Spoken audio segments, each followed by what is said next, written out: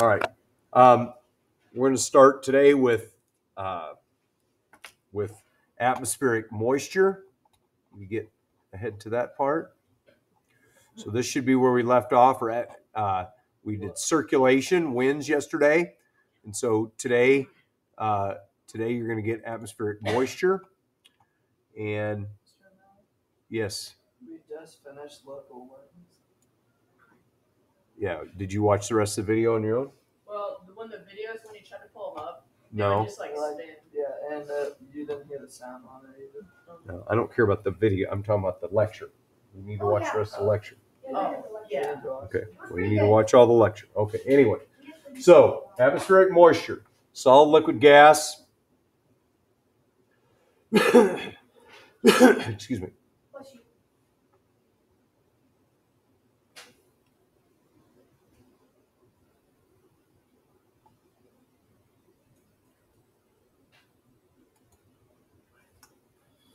So when water changes phase, it either absorbs or releases energy. And so let's see if we can figure out which ones do which. So you can take a break from writing just for a moment here so you can listen. If water is evaporating, is it absorbing heat or releasing heat? Absorbing. It's absorbing heat. Think about how your sweat works. How does your sweat cool your body? By releasing stuff. That way when it evaporates, Hold it makes it cooler. Well, right. But think about what's happening to the water that's on your skin, the sweat that's on your skin. It evaporates. And so what does it do in order to evaporate? It has to get hotter. It absorbs heat. And where does it get the heat from? Sun. Well, your body. Your body. That's what cools your body off, right? It's taking heat in from your body as it changes from a liquid to a gas, and that's what allows it to cool your body. So your body gets cooler, but the water actually gains energy. You're losing energy. Your skin is losing energy. The water is gaining energy. Where does the energy from the water go? Does it just into making the molecules go faster, because gases have more energy than liquids do. Okay? And it will absorb or release heat from the environment. That's called latent heat. So from its surroundings, latent heat. Evaporation absorbs heat to produce water vapor from liquid water. That's how your sweat cools your body. Condensation releases heat to form liquid water from water vapor.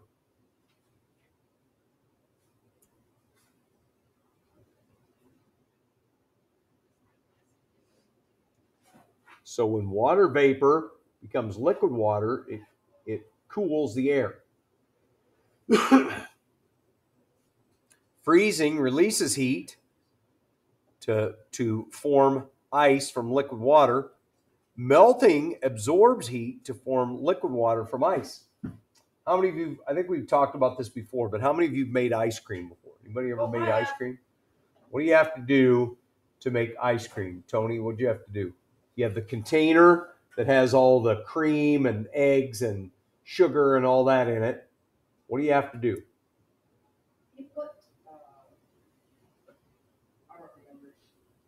Go ahead, Sebastian. Well, I put ice and salt on it to make it cooler. So what did it do? What were you making the ice do? Go. You were shaking it. Yeah, you do that a little bit.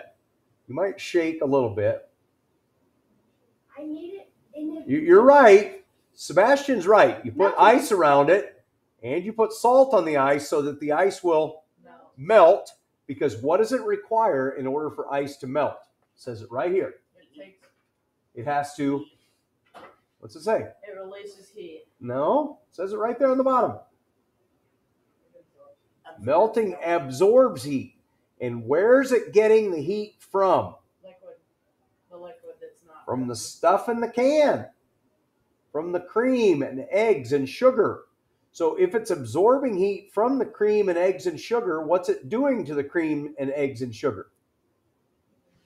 Cooling it down. It's making it cold. It's freezing it, right? By melting the ice around those ingredients, it's causing the ingredients' temperature to drop, and it's causing that material to freeze. So the way that you freeze ice cream is by melting ice, and you use salt so that it melts actually more quickly. That's the only reason you're using salt, is to cause it to melt more quickly, and so then you can freeze the ice cream.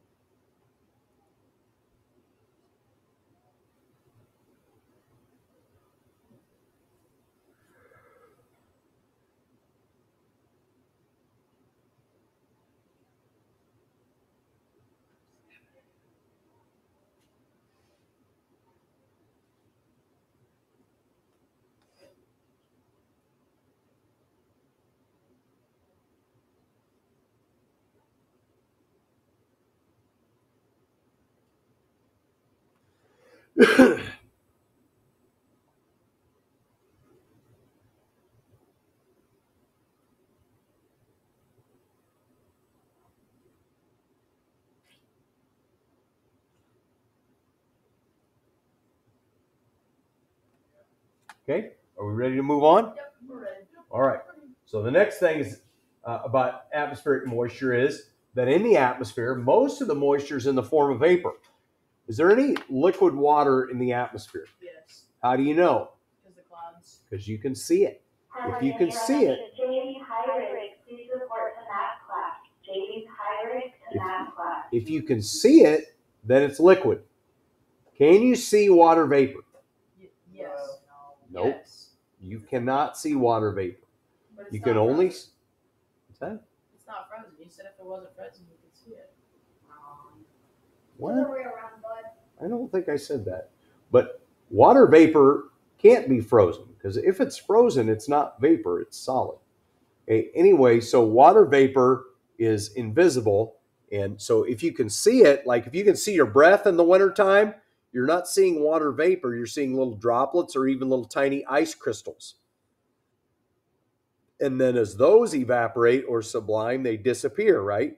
You breathe out in the wintertime, you see somebody's breath come out, and then you can see it right outside their mouth, and then it disappears. And so when you can see it, it's either little tiny droplets or it's little tiny ice crystals that you can see. And then when they become water vapor, you can no longer see them. Enters the atmosphere by the process of evaporation or transpiration from plants, evaporation from surfaces or transpiration from plants. Some comes out of volcanoes or geysers. That wouldn't probably constitute a big amount, but it's some anyway. Sublimation, when frozen water is turned into water vapor. And on the days like we've had the prior 2 or 3 days to this, where the snow was disappearing really rapidly, some of the snow was certainly melting, but some of it was subliming. It was going directly from being frozen water to being water gas. When the sun shines, temperatures below freezing, the air is dry.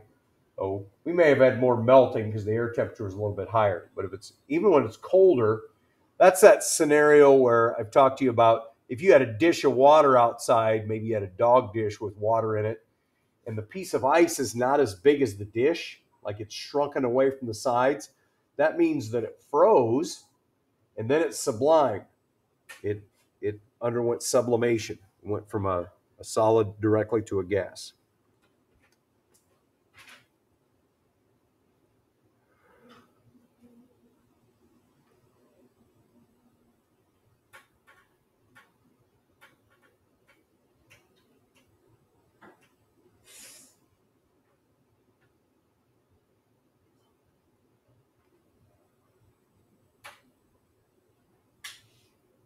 Are you filming the video for the girls? What's that? Are you filming the video for the girls? Or? Yep. Okay. Were you finished? Yeah. Okay. Condensation removes water vapor from the air. So When evaporation equals condensation, it means that the air is saturated. That means the air is holding as much water as it can hold. So when you soak up something with a rag, you might say, you're going to have to wring that rag out. It's saturated. Well, then you wring it out. You wring out the rag, and then you can soak up some more water because it's no longer then saturated. But when the air is full of water, that's why on a humid day, excuse me,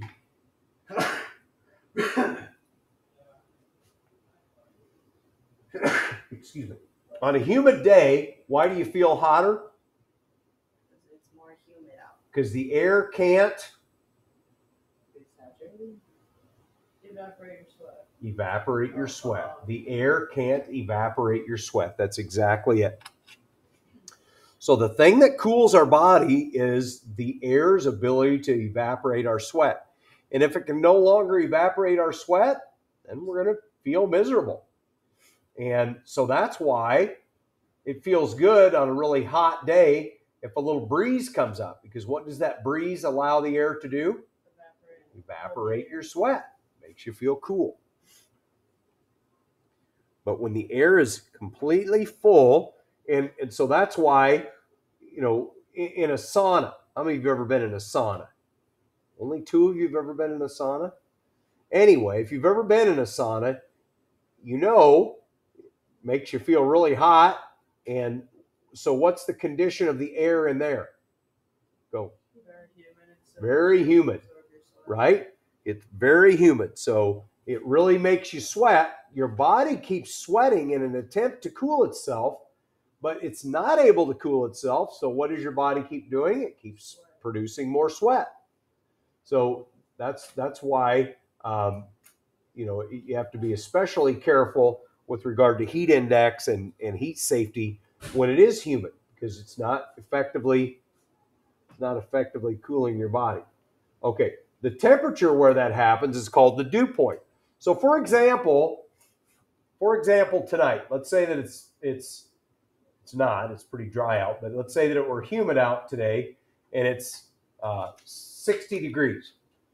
And it says that the dew point is 43 degrees. What's going to happen overnight if the air temperature drops from 60 that it is now to 43 tonight? Huh? It's gonna get pretty dewy. Right. Dew is going to form on the grass because the air can only hold so much water. So when dew forms, or in the wintertime when frost forms on stuff, where did that moisture come from? The air. The air. The air can't hold it anymore, and so it clings to things, right? It has to have something to stick to. That's why you may not see fog in the air, but the grass might be wet, or your car's windshield might be frosty, or surfaces might be damp, because the water loses, the air loses energy as it goes more slowly. It can't hold as much water, and that water then clings to surfaces or particles. Go ahead. How come like fog, if it's not super heavy, you can like look out and see the fog, but like if you look like really close to you, you can't see it? How come it just like disappears? You're just saying, why can I see from me to you, but if I look clear off in the distance, it'd look foggy? Yeah. There's not as many particles of water in between you and I until it gets, right? The farther I look into the distance, the more water I'm looking through. Okay. All right. Humidity is a measure of the amount of water in the air, usually expressed as relative humidity. And relative means how much there is compared to how much there could be. Water in the air over how much water it can hold.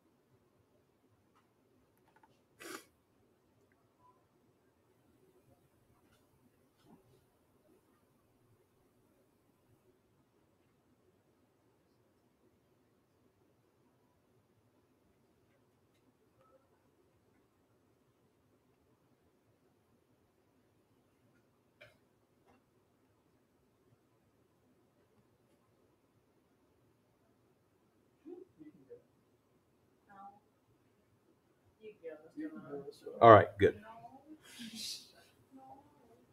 So how much there is compared to how much there can be.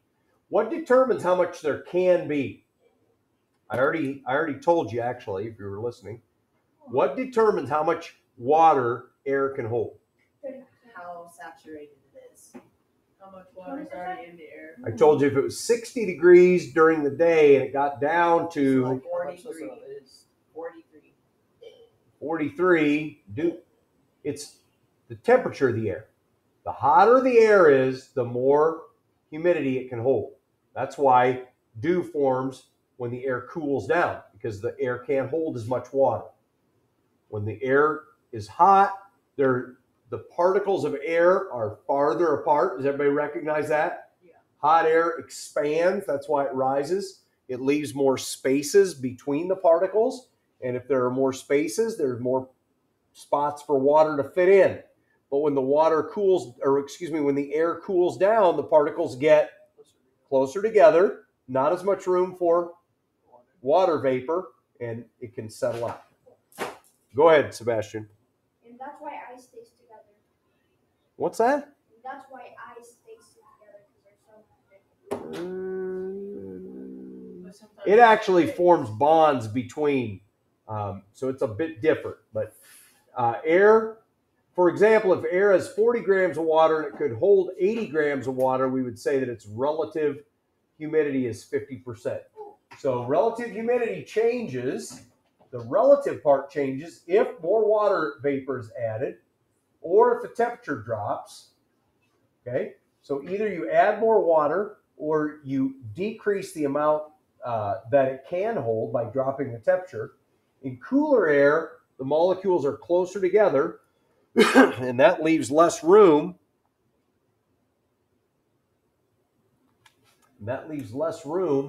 For water vapor to squeeze in. In warm air, the molecules are far apart. There's more room for water vapor. So if there's a low dew point, it means the air is dry. So for example, if you looked on the weather, if you looked at NOAA, which is the Federal Weather Bureau, if you looked at that and it said that the dew point right now is 34 degrees. Well, that's a fairly low number. You'd say, well, the air must be pretty dry. On the other hand, if it said that the dew point is 51 degrees, well, it'd mean that there must be a lot more moisture.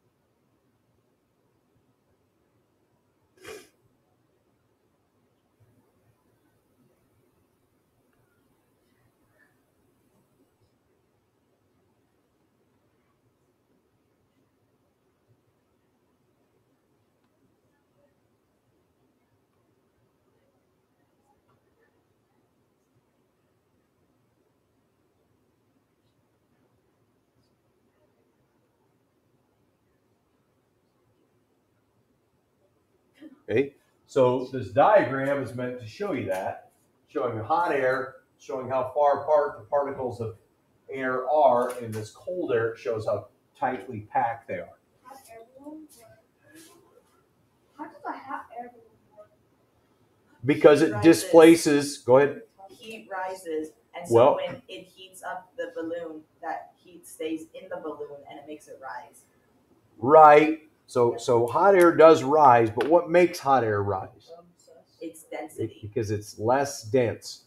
So when you put hot air inside a balloon, that volume of air that's in the balloon has less mass than an equal volume of the air around it. Right? That's the same way that a helium balloon works.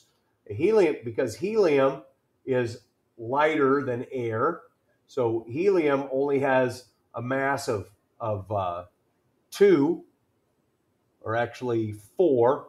Helium, an atom of helium has a mass of 4, whereas most of regular air is nitrogen, which has a mass of 28. So helium is a lot less dense than, or a lot less massive than nitrogen. And so if you fill a balloon with that, with something that has less mass, it's able to push that out of its way. It's no different, guys, than how do your water wings work? You can pretend you don't use them anymore, whatever. But What's a water wing? oh, come on, Jack. Jack, quit playing dumb. The little inflatable things you put on your arms when you're a little kid. It's water. Floaties. Those are floaties. Floaties? Yeah, maybe. So anyway, the way that works is those are pushing water out of the way. Water has a high mass or high density. Air has a low mass and low density. So it's pushing it, so it's adding to your buoyancy. And that's what allows them to allow you to float. Go. Jack felt my water bottle. I guess in there probably. Water. Okay. Dew point is a temperature.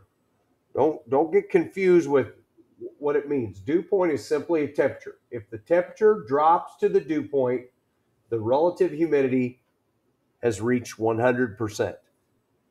The air can no longer hold that moisture.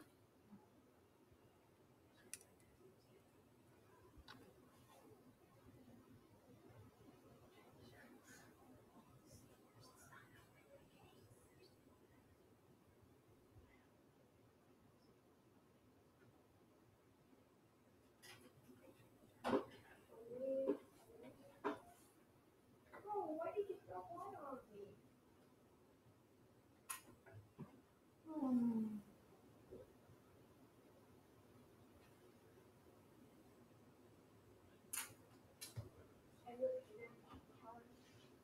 Yeah, I'm alright, I guess.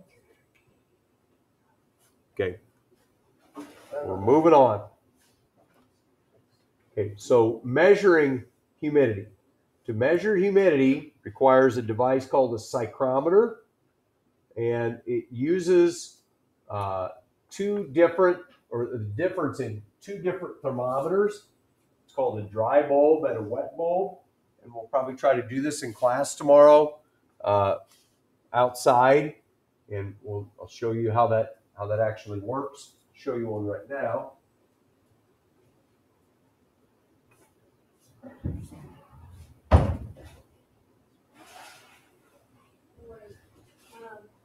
Jack, what's your last class today? It's the same as yours.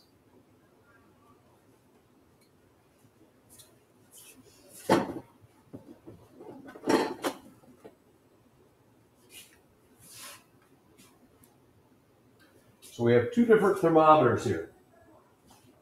Okay? This one and this one. And right now, because they're both in the same room and nothing's happening, reads about 72. Both of them read about 72.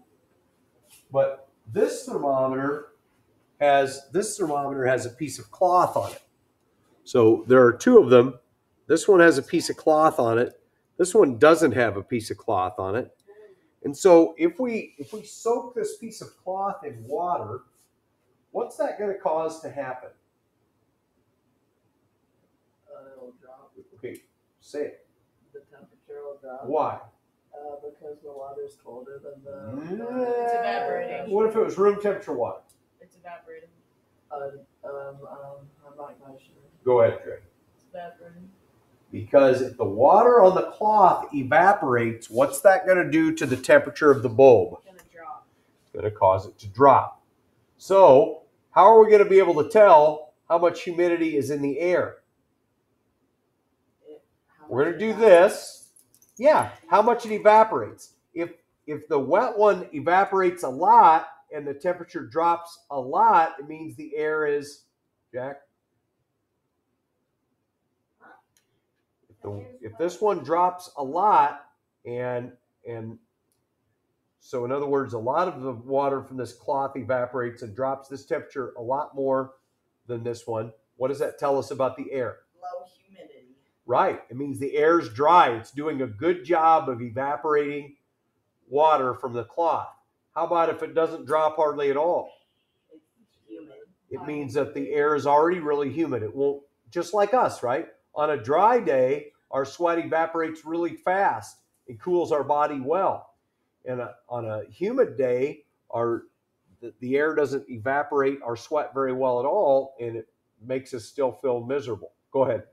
So let's say you have a farm, you have like 20 acre farm. Okay. So, and then what do you like to wet the plants on a humid day or on not humid day? Well, it doesn't really. I mean, plants are mostly going to get their moisture through their roots, and so could you somehow reduce damage by spraying the foliage? Maybe. I don't know that that's all that helpful. They need to be able to get water through their roots in order to really survive. I don't know that the cooling the leaves, so to speak, I don't know what effect that has. Okay, so as water evaporates from the wet bulb, the temperature is going to drop on it. Now, how about this, guys? How about this dry one? If I swing it around and around, how's the temperature on it going to change? It's not going to change. It's just going to stay the same. It's not going to change. Why is that? Because there's no Humidity. Evaporation. No evaporation. There's no evaporation. Look, guys, if I had a fan sitting here and I pointed it at Callan and at the desk, would it make Callan feel cooler? Yes. Why? Because it's blowing the evaporated air. It's like evaporating the sweat off his skin. Even if he doesn't feel like he's sweaty, it's removing heat from him. Okay? Is it going to make the desktop colder? Yes. Nope. But how come if you stick a desktop in the freezer, it'll get cold? Like if you I put don't this think in that's the freezer- same thing. What if I put my Okay? arm on? Moving air cools by doing what? Moving air. Moving air cools by Evaporation. evaporating water. If I in the summertime, if I turn a fan on in the living room and leave it run all day, will it make the room cooler? No. Yes. No. No. Well, What temperature is the air that it's blowing around? Well, the same. The same temperature as the air that's already in there. How would it make it any cooler? Well, then if you open the window, wouldn't it just get hotter? Because if it's hotter outside, it'd Well, be maybe, but what does hotter. that have to do with our scenario? Oh, I know. Sure. Okay, so a fan makes people feel cool. Does a fan make a room cool? Yes. No. No. No. But then what's the point of having like a ceiling fan? Why do people have those? Well, a little bit different there To because cool themselves. you can move air, you can circulate air. Hot air is trapped up near the ceiling and colder air near the floor. So you might be able to mix the air a little bit. Okay? But if you said the total heat in the room is going to be the same, that ceiling fan, that's a good point, but that ceiling fan is just mixing the air in the room. Go.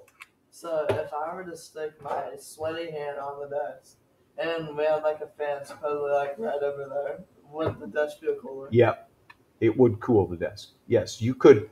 That's how, guys, have any of you ever heard of something called a swamp cooler? Yeah. Okay. A swamp cooler cools things just by evaporating water. It's an evaporative cooler or a swamp cooler. Okay. Go. I have a question. Why do people have mist blowers? They like put like the water in the mist. Well, what does it do? It's like Adding moisture it's like- to your skin that can it's like artificial sweat, right? You've always, I mean, the mist itself might not be that cool, but it's adding moisture, just what Jack said, it's adding moisture to your skin that will then be evaporated and cool your body. And the mist itself might be cool. Okay. All right. So let's see if I can get the demonstration to work correctly here. Hopefully. Shh. My back is,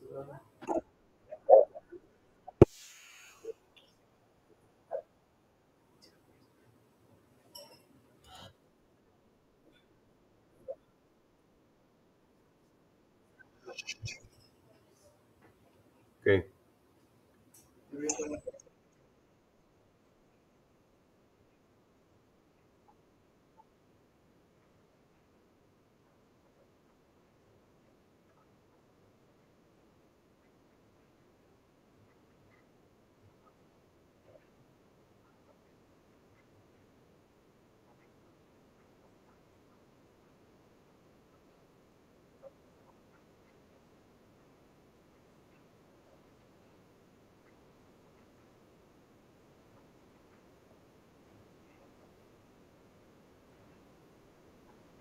Now it's important that when we do that, and when we do this probably tomorrow, I'll have,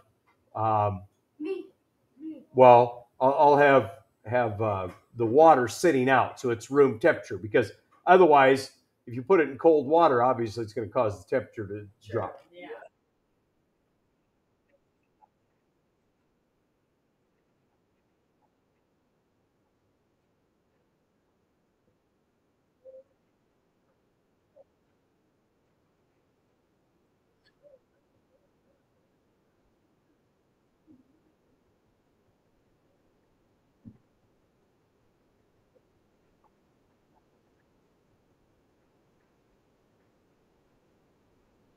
So you want it to happen faster so that you can read it, right? I mean, you could leave it there, but it'd take a long time for it to drop. Go ahead, Kellen. do you have to like spin it for like 20 minutes? Nope. When do you know that you're done spinning it? The temperature drop? No, when your hand hurts. No, none of that. No. Wait, what did you say? 5 minutes? Okay. Let's use a little logic here, guys. How do you know when you're done spinning it? When it stops When spinning. it feels dry. When it stops, Dripping. Spinning. Uh, when the temperature stops dropping, right? When you can't get the temperature to go down anymore, what have you reached? Listen, guys, when you can't get the temperature to drop anymore, what have you reached? Your The dew point. humidity point. The dew point.